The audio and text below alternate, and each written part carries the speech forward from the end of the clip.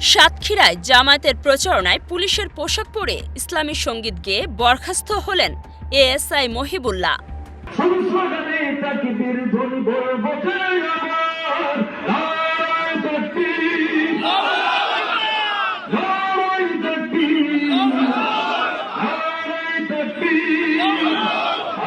Video viral, পেশাদারিত্ব ও ভাবমূর্তি ক্ষুণ্ণের অভিযোগ।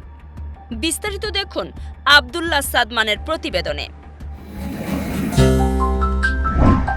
সাতক্ষীরা সদর উপজেলার কাটিয়ার আমতলা মোড়ে জামায়াতে ইসলামের নির্বাচনী প্রচারণায় পুলিশের পোশাক পরা অবস্থায় অংশ নেওয়ার অভিযোগে এএসআই মহিবুল্লাহ কারি মহিবুল্লাহকে সাময়িক বরখাস্ত করেছে পুলিশ কর্তৃপক্ষ। রোববার সাতক্ষীরা জেলা পুলিশের এক বিজ্ঞপ্তিতে এ তথ্য জানানো হয়।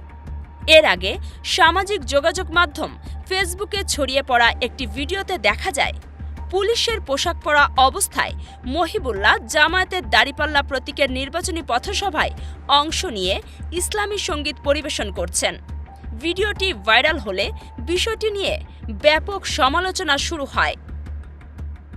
পুলিশ সূত্রে জানা যায়, অভিযুক্ত এএসআই মহিবুল্লাহ আগে সাতক্ষীরা পুলিশ লাইন্সে কর্মরত ছিলেন। বর্তমানে তিনি যশোর পুলিশ লাইন্সে কর্মরত। ভিডিও ও পুলিশের বিজ্ঞপ্তি অনুযায়ী গত 7 ডিসেম্বর রাত 8টার দিকে সাতক্ষীরা সদর পৌরসভার 1 নম্বর ওয়ার্ডে জামায়াতের সাতক্ষীরা 2 আসনের মনোনীত প্রার্থী মুহাদ্দিস আব্দুল খালেকের নির্বাচনী পথসভা অনুষ্ঠিত হয়। সভায় সভাপতিত্ব করেন জামায়াতের ওয়ার্ড আমির জিয়াউর রহমান। ওই পথসভায় পুলিশের পোশাক পরেই অংশ নেন মহিবুল্লাহ।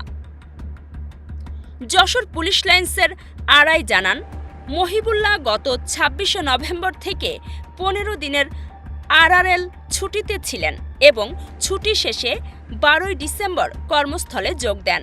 ছুটি ভোগরত অবস্থায় নিজ জেলা নড়াইলের পরিবর্তে তিনি সাতক্ষীরায় এসে পুলিশের পোশাক পরেই একটি রাজনৈতিক দলের পথসভায় অংশ নেন, ইসলামী সঙ্গীত পরিবেশন ও বক্তব্য দেন।